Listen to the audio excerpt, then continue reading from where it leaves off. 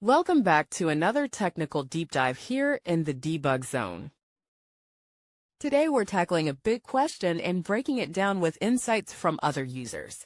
Hopefully this clears up some misconceptions and helps you get the answer you need. So buckle up, stay a little curious, and let's jump right in.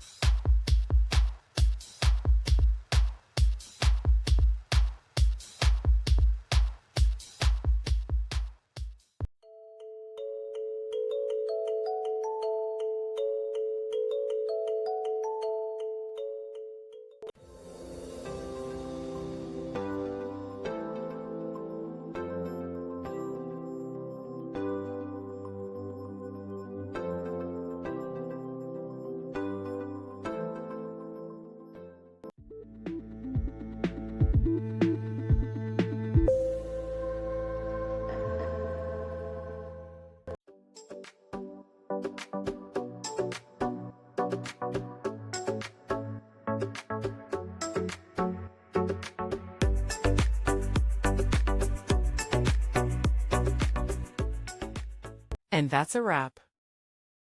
I hope you found the answer you were looking for. If you did, take a second to hit that subscribe button. It really helps out.